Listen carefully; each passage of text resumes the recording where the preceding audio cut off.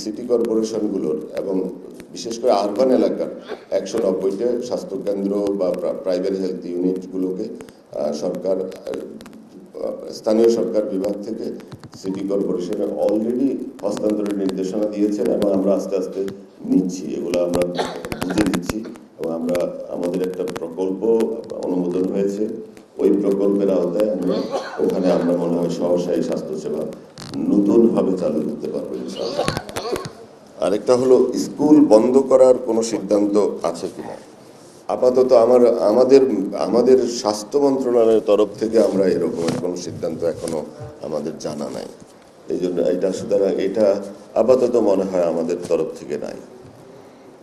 Maturity level 3 এটার ব্যাপারে আপনারা প্রশ্ন করেছেন। আমরা একটা ভ্যাকসিন প্রজেক্ট আমাদের অ্যাপ্রুভ হয়েছে, যেটা মুন্সিগঞ্জে চালু হবে। এটা একটু দেরি হয়েছে, প্রথমত সম্ভবত গোপালগঞ্জে এই প্রজেক্টটা হওয়ার কথা ছিল, এখন এটা শিফট হয়ে মুন্সিগঞ্জে এসেছে সিরাজদি খানে।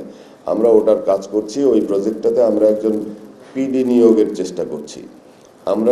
আমরা লক্ষ্য করেছি যে একজন দক্ষ পিডি না হলে আমাদের এটা একটা অনেক বড় এবং ইউনিক প্রজেক্ট, আমাদের একটা আশার প্রজেক্ট। আমরা এখন বিদেশ থেকে শুধু ভ্যাকসিন আনছি, এখানে যদি ইন্ডাস্ট্রি বা এই ইয়েটা সেট আপটা যদি ঠিকমতো হয়, এই প্রকল্পটা যদি আমরা যথাসময়ে বাস্তবায়ন করতে পারি, তাহলে আমরা মনে হয় একটা আন্তর্জাতিক মানের একটা ভ্যাকসিন উৎপাদন একটা দেশ হয়ে যাবে, যেটা ভারত যেটা করে সেরাম ইনস্টিটিউট।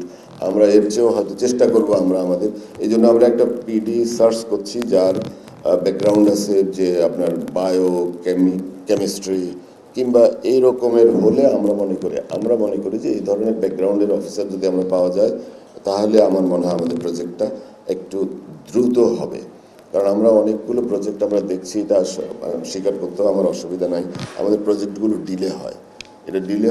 এটার কারণ হলো আমরা ফুল টাইম পিডি দিতে পারি না।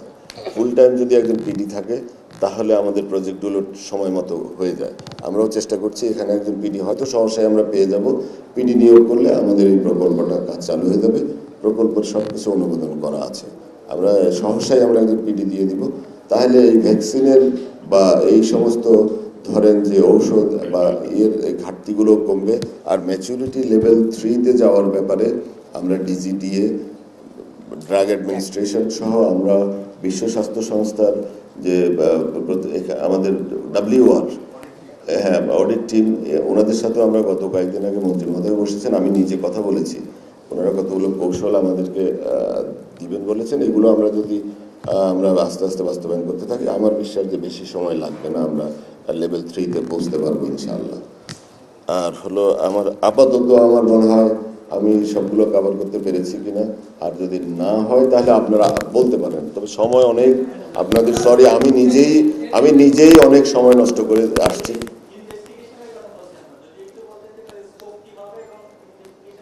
আমি এখন একটু ডিটেলসটা না বলি, তদন্ত হবে, এটা আমাদের উপরে আস্থা রাখেন। আমরা কাজ করছি, আমরা আমাদের সর্বোচ্চ লেভেল থেকেও আমরা বলছি আমরা তদন্ত করছি। ইনশাআল্লাহ তদন্ত রিপোর্ট আপনারা জানতে পারবেন। কারো বিরুদ্ধে না, আমরা চাচ্ছি যে এই জিনিসগুলো এই আনার্থ করার জন্য, যে তদন্তে উঠে আসবে, দেখবেন কেন আমাদের এই বাচ্চাগুলো আমরা হারালাম, কি কারণে, কোথায় আমাদের সমস্যা ছিল, আমাদের কোনো গাফিলতি ছিল কিনা, বা আমাদের কর্মকর্তাদের কিংবা দায় দায়িত্ব নির্ধারণ, এগুলো সবই একটা তদন্ত হলে যা হয় সব কিছুই হবে ইনশাআল্লাহ। এটা আপনারা দেখবেন।